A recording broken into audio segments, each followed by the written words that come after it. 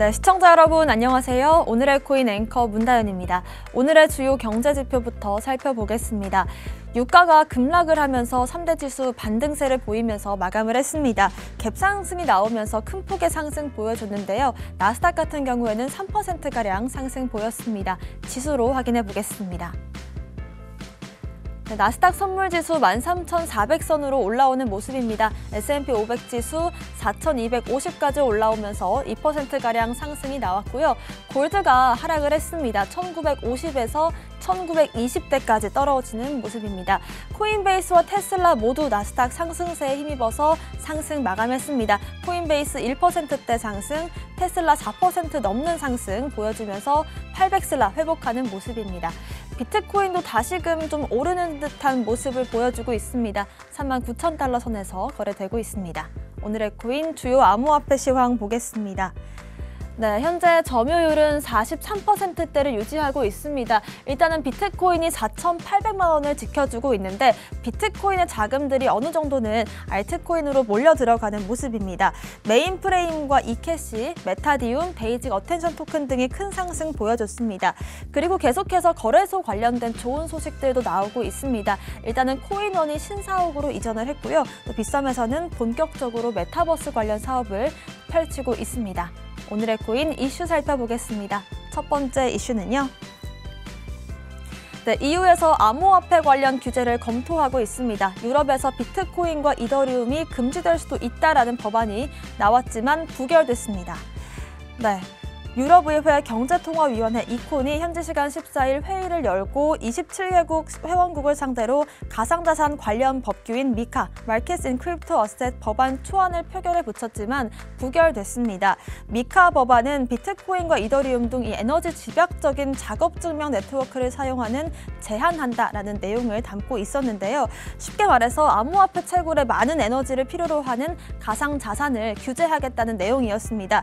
만약에 미카 법안이 통과가 됐다라면 EU 관할 내에 있는 국가들에서 2025년 이후로 전력 소비가 많은 POW, 작업증명 방식의 암호화폐들을 좀 제공할 수가 없는 상황이 될 뻔했는데요. 디파이 기업 인스토블 이 파이낸스의 전략 책임자는 이번에 표결을 두고 이후의 비트코인과 암호화폐 커뮤니티에 대한 큰 안심과 정치적인 성공이다라고 평가를 했습니다.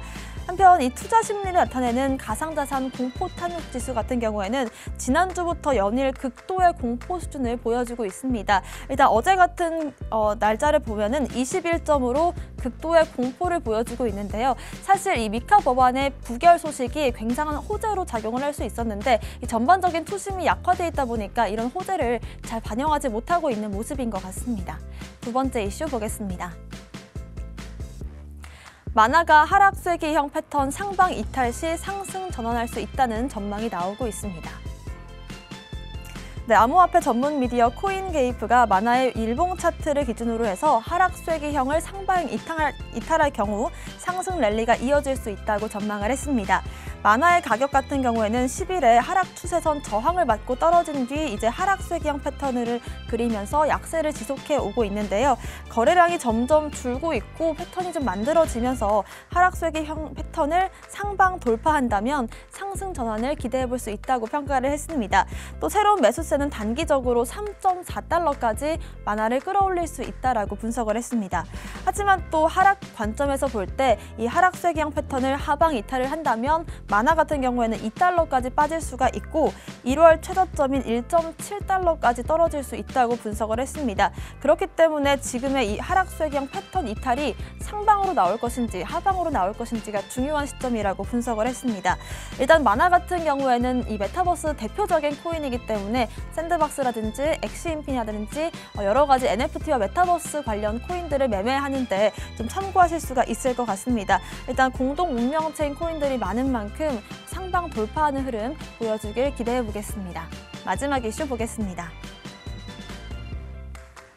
루나와 링크 차트의 움직임이 유사하다는 분석이 나왔습니다. 하지만 루나의 단기 하락 가능성이 나오고 있습니다. 네, 유명 암호화폐 애널리스트죠. 일카포가 최근 트위터에서 이 테라, 루나와 체인링크가 암호화폐 시장 전반적인 약세 흐름을 보여줄 때 굉장히 유사한 차트 흐름을 보여주고 있다고 분석을 했습니다. 링크가 움직이는 그 흐름을 따라서 루나가 큰 폭의 조정을 맞을 수 있다라고 분석을 한 건데요. 관련해서 일봉 차트를 봤을 때 루나의 가격 같은 경우에는 약세 다이버전스가 지속적으로 이어져 오고 있다라고 봤습니다. 40에서 45달러까지 좀 하락을 할 가능성이 있다라고 봤는데요. 특히나 또 팬텀 같은 경우, FTM의 경우에도 하락 추세가 가파르게 좀 이뤄지고 있고 선물 시장 내에서 미결제 약정 규모도 굉장히 크게 증가하고 있는데 이건 그만큼 좀 숏 포지션이 늘었다라는 걸 의미한다고 봤습니다. 솔직히 너무 안 좋은 차트다라는 말까지 덧붙였습니다. 여기에 대해서 또 테라 루나, 이 공동차검자는 1년 뒤에 가격을 놓고 과연 100만 달러를 걸었는데요. 어떻게 가격 흐름이 나올 건지에 대한 베팅을 한 상황입니다. 그렇기 때문에 앞으로의 가격적인 향방 지켜보면 재밌을 것 같습니다. 오늘의 코인 이슈까지 살펴봤습니다. 저는 잠시 후 다시 돌아오겠습니다. 오늘의 코인 가자!